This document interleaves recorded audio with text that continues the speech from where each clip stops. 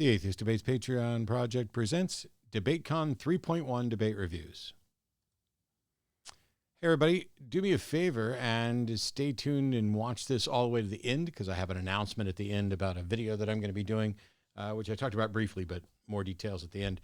I don't normally do debate reviews like this because I'm not reviewing the debate that I was in. I have already done that. It's in a separate video.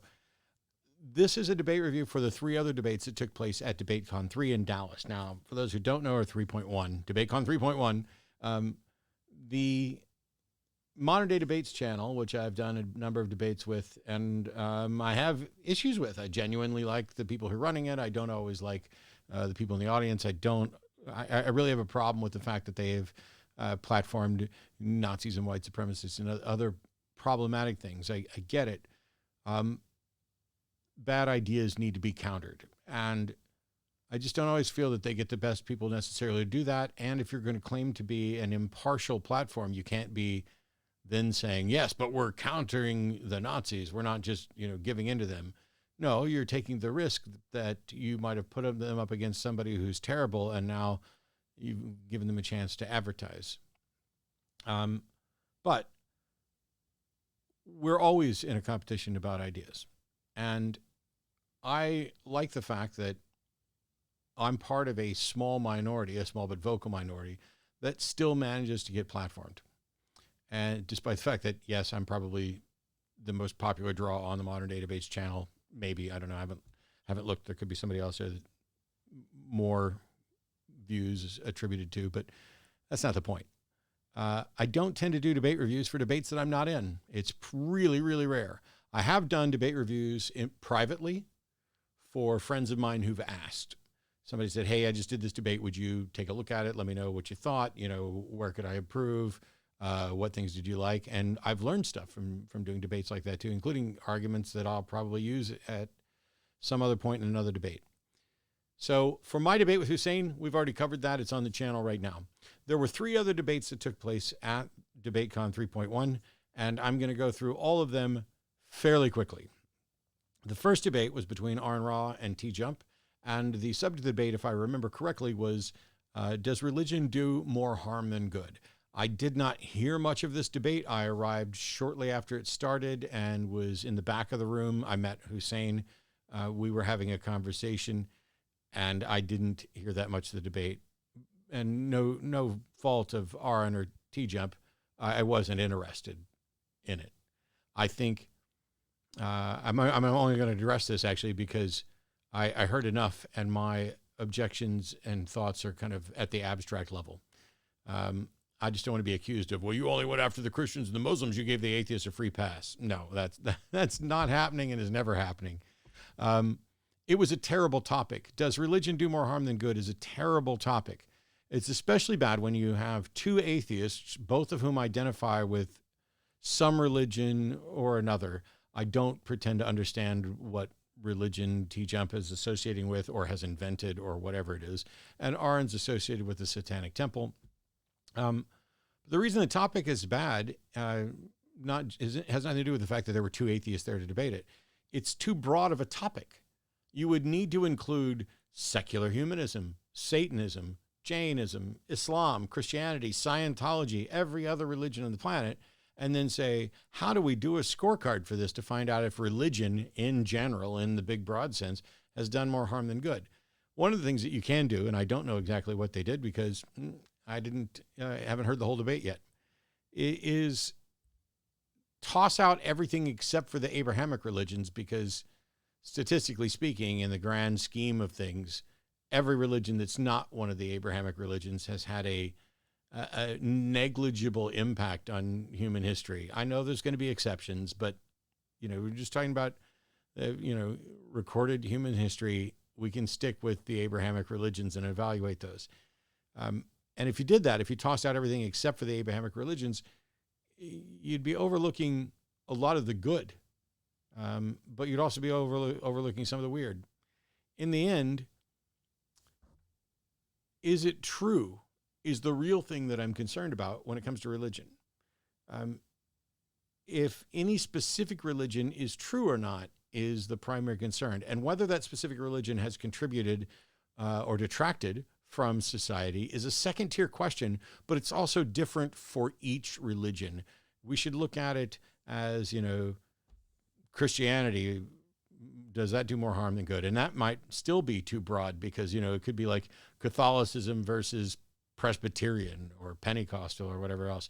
I know I've done a debate on whether religion does more harm than good. I debated a Satanist on this subject. And then, of course, when he realized that Satanism would have to be included in the religion, he ended up agreeing with me before we even got past the opening statement thing. It's a bad topic. I can't say their conversation or their discussion was bad. There may have been great points in there. I just wanted to say, hey, I got there late. I didn't get to listen to it.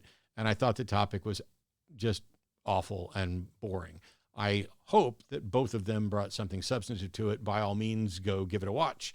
And let me know if it's worth me going back and watching, because as it stands right now, I honestly, no offense to either one of them, Aaron's one of my best friends, I don't care. Unless they really screwed something up, I hope they made some good points. I then debated Hussein on whether or not Islam is true. You can make up your own mind about whether that was of any value or not. But the last two debates that I'm going to talk about real quick, and I'm going to do them in reverse order. The third debate was Michael Jones and Daniel Hakikachu, again, arguing about child marriage, whether or not it's moral. Then the final debate of the day, which I'll do first, was David Wood and Kenny Bomer. Was Muhammad's marriage to Aisha moral? Now, really quickly, I've debated both of these gentlemen, David Wood and Kenny Bomer. I got a different feel from David in this debate, and I didn't like it. It was from the very beginning of the debate, seemed excessively smug and sensationalistic. There were cheap shots and look how cool I am and all this stuff right from the beginning. It wasn't being taken seriously. And but there's other aspects of his opening that I thought he took very seriously and did great with. But I don't recall him being that way with me. So I suspect that maybe the reason it was a little over top is there's some extra baggage between either him and Kenny, or him and the Muslim contingent that are basically coming after the atheists and the Christians to try to get us to debate all the time. I don't know. Maybe it was a mood thing. I don't hate or fear David at all. I just think in this debate, it was smarmy and smug and not particularly edifying in any way. It was entertaining more than edifying. Biggest problems I had with the debate, though, wasn't anybody's attitude. It was the subject of the debate was Muhammad's marriage to Aisha moral? And I don't feel like that was discussed at all. I feel like they didn't talk about morality, didn't define morality. Instead, they spent the entire debate, both of them, arguing about whether or not Muhammad actually did consummate a marriage to a 9-year-old. Now, there was no real consensus on morality or the foundations of morality or how we would go about finding things moral. And there wasn't enough pushback. I may have missed something, but there wasn't enough pushback from David on what I think was an incredibly important point. Because what ended up happening is David had a stack of books there and read tons and tons of quotes from Muslim scholars on, we believe Muhammad married Aisha when she was 6. We believe they consummated it when she was 9.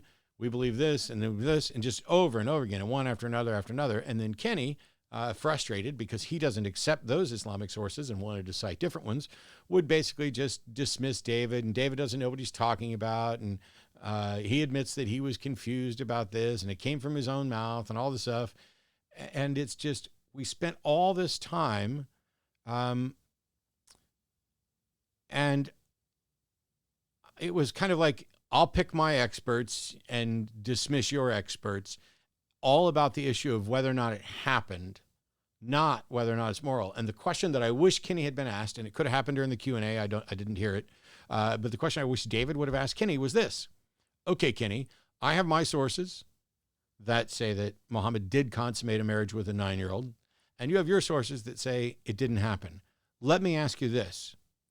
Within your understanding of Islam, if Muhammad had consummated his marriage with a 9-year-old, would that be moral or immoral? Because now you've put Kenny under the gun to answer the question that he desperately does not want to answer. There are Muslims that fit into different categories. Kenny is one who doesn't think this happened. And I think the reason Kenny doesn't think it happens is because he intuits that it should be immoral, even if it's not clearly proclaimed as immoral within Islam. I really wish Kenny had been asked that question. And that's really what the debate came down to, is whether or not there's a good reason to think Muhammad actually did this. And so David was rightly citing the writings of many accepted Muslim scholars. And Kenny was rejecting them. And I don't think there was even a hint of any way to resolve that conflict. The final debate to review is, apart from the one I did, my favorite of the day. And I say that because this debate should never have happened, but the fact that it did happen is probably a good thing. And I know that sounds like a conflict. It was Michael Jones, who I've debated before, and, you know, I like him. Of all the Christian apologists I've debated, he's on the short list of ones that I would like and would talk to and hang out with outside of all of this, you know, where disagreement doesn't have to be the end of everything. As a matter of fact, we had a quick conversation about that when I was there. But he's debating Daniel Hikikachu, who I have, before I really realized what I was agreeing to, I have agreed to debate Daniel at DebateCon 4. And because I've already agreed to it, I'm going to do it. But I'm extremely confident that it's the only time he will get an opportunity to debate me, because he is absolutely a vile, repugnant individual. The debate was on whether or not child marriage is moral or immoral. Yeah, that happened. So let me do it this way. Michael did an outstanding job, but the debate suffered from the fact that Michael is a Christian. Not his fault, and not slighting him for this. Daniel was sitting on stage defending child marriage and child rape. And by rape, I mean what he was advocating for would legally be considered rape in almost every place in the world, because he was okay with marrying at any age and consummating whenever the fruits of puberty seemed to be bearing out. But Daniel did something that was kind of smart, and that was to call out problems with Michael Jones' view. Namely, that Michael accepts the science that he was presenting on this subject while rejecting similar science on other subjects like gender identity. That does point out a problem. If you are going to set aside acceptance of scientific findings and scientific views because they conflict with your religious ideology, then it's very difficult for you to point out that the other person is doing it too. So Michael showed up with all of his really good science, and Daniel just got to sit there and go, I don't accept that. There's not going to be a good study. There's too much social stigma that nobody would allow for a study. It's all a conspiracy with Western this and everything out. And Michael did a great job of pointing out the fallacious lines of reasoning that Daniel was doing about how ridiculous it was to suggest that there's this massive big conspiracy about this subject entirely. I will say that also in this discussion, there was no real consideration of what does or doesn't make something moral. And I suspect that that's because what were they going to do? Point to two different versions of the same God and what their understanding is, or to point to two different gods, depending on what their views are about it, and say, my God said this, my God said that. In the end, Daniel calling Michael out for hypocrisy, whether it was real or not, was just a red herring. But it had an impact, as there's a legitimate problem there if it's true. It's just not a problem that's relevant to the debate. In much the same way that I went in my debate review, I could be an absolute nut job with no sound epistemology, but pointing that out does not mean that my debate opponent has a viable epistemological solution. Similarly, Daniel could be right that Michael is a big old hypocrite who picks and chooses his science as it's convenient. And that doesn't change whether or not it's moral to marry and have sex with minors. Now, Daniel tried to use a Tukokay fallacy for everything, of the you do it too or they do it too. Michael's a hypocrite. The Bible sanctions the same stuff. Everybody did it. How else can we curb teen sexuality? We don't need freeloaders going to school. We need to marry them off. And there was virtually no mention, by the way, of marrying young boys, because evidently the views are slightly different on that. It's these young girls that are getting married off to middle-aged men. But there was virtually no discussion of marrying off young boys, which is another issue. We're talking about child marriage, not just girl marriage. There was also very little discussion about how to detect their puberty or when it's okay to have sex with them. Very little on the psychological effects on boys. It was almost all about the girls. And that's what we expected. And I bet most people there didn't even notice. This is how pervasive the let's protect the women and children first, and the women children, the girl children, they're even more important. Look, I'm not remotely objecting to making that the focus, because boys don't end up pregnant. I get why that's the focus. I get why that's the intuition.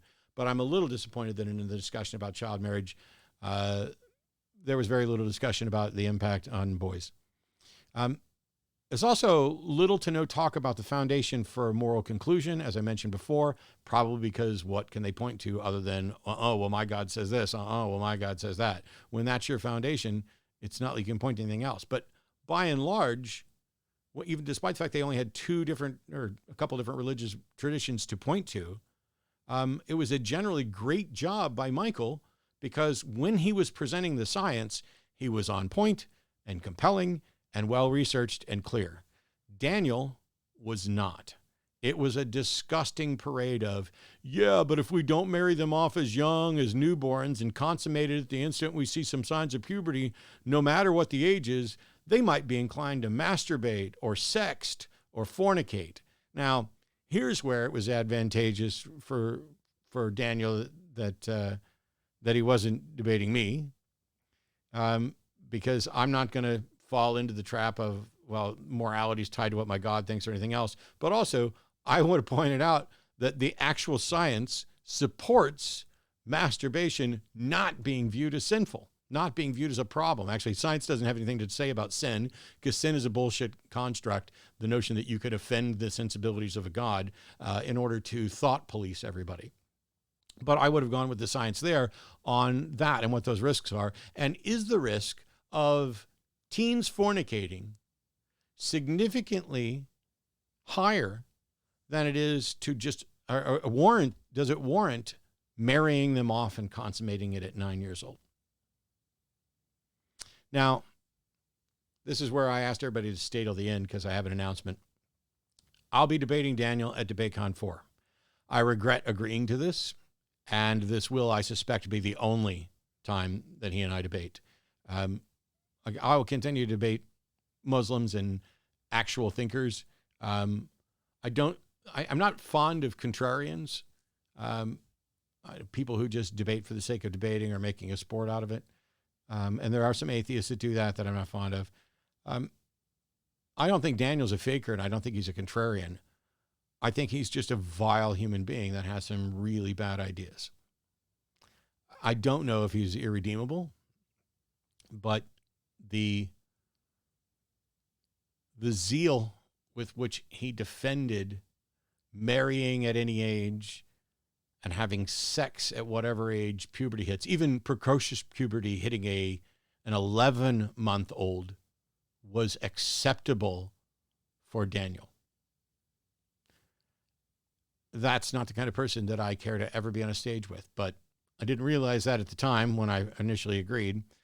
And I don't like to go back on my word unless there's really compelling circumstances. So in that case, what I want to do is have a debate with him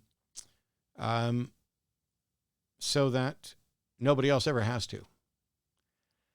And I'm going to be putting out a video probably in the next week. And the premise of that video is that video will be my opening to whatever debate we do at DebateCon 4, provided he agrees to the topic. If he agrees to debate secular humanism versus Islam, or humanistic morality versus Islamic morality, which is better, then I will be releasing, I'll release the video either way. But that video will be up, and he will have months to review it, go through it with a fine-tooth comb, and prepare the most amazing opening statement that counters anything and everything I could say from the beginning. And I'll bet that's not what happens. Because there's a word that was either never mentioned or never given any focus in either the debate about child marriage or the debate about Muhammad's marriage to Aisha. That word, which was largely ignored, if not entirely ignored, by all four of those debaters, represents one of the key cornerstones to my moral reasoning. And that word is consent. One of the cornerstones of any good ethical system. We knew about this when the power to govern comes from the consent of the governed. Everything that distinguishes between whether or not something is rape or not is whether or not it's consensual. And that word got no coverage. So it will be getting considerable coverage. A robust discussion and understanding of consent in all its various nuanced forms is the video that I'll be putting out soon. And it will be probably right at exactly 15 minutes. So that when DebateCon 4 rolls around, if Daniel agrees to compare secular humanistic moral principles to Islamic moral principles, I will be able to sit there and sip a drink while we play that video as my opening statement. And nobody can claim that they weren't warned, that they weren't prepared. And if, in fact, there's anything left to say after that, I'll be surprised. I've never done this before. I've never given out my full prep ahead of time of here's what I will say in this opening. But I'm so disgusted by the positions that were presented and defended, and the very notion that while David and Michael both did good jobs in going at the respective issues, the very notion of consent, of individual autonomy, those things were not addressed, barely given even loose lip service. I don't recall the word consent being uttered. And as much as I respect and appreciate them going in there and duking it out, that's an injustice that must be fixed. And so while I regret agreeing to debate someone whose views I consider absolutely vile, I'm going to give him every possible chance to redeem himself and to prepare properly and to stay focused on the subject of the debate by giving him my entire opening. So stay tuned for that next week. I doubt I'll be doing a lot of debate reviews of other people's debates just because I don't have the time to really watch them most of the time.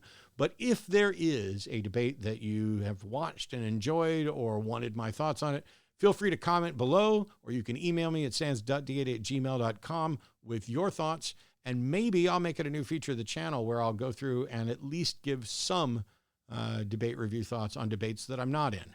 But I'm not the guy that sits around going, hey, my view is the only right one, and let me run around telling everybody what they're doing wrong. People are going to have different opinions about the debate between David and Kenny, which my primary objection is they didn't really just address the topic. The topic of that debate, as it seemed to be argued, was, did Muhammad have sex with a 9-year-old? And with Michael and Daniel, Michael presented mountains of science. Daniel basically dismissed it and perhaps got away with it, at least in the eyes of some, by suggesting Michael was hypocritical about science. Neither of them really addressed, to my recollection, if they did, and I missed that part, my apologies, neither of them really addressed the issue of consent, and certainly no one addressed consent from the sort of robust foundational point that I would be addressing. And for R&T jump, I didn't hear enough but the topic was bad. One of the things we all got to do is define our terms and come up with better topics. I don't think I want to take any more debates on does God exist, or is Christianity true, or is Islam true? Unless we drill down and do a definition of some critical aspect of it. I don't think we necessarily need to, let's have a resurrection debate on this specific passage or get down to just this specific verse or anything like that. But I think we can do better than just, is religion bad? And if all we're going to do is say, religion, good God, y'all, what's it good for? That might make an interesting new version of that song, but I don't think it really makes for a clear debate. And yet the crux of what that debate was about, if applied to an individual religious denomination, as to whether or not that denomination has contributed and done more harm than good, or more good than harm, that could be actually interesting and data-driven, provided we can agree on a foundation. But stay tuned for that preview video of my opening arguments, assuming Daniel agrees to debate this moral question. We'll see you next time. Bye-bye.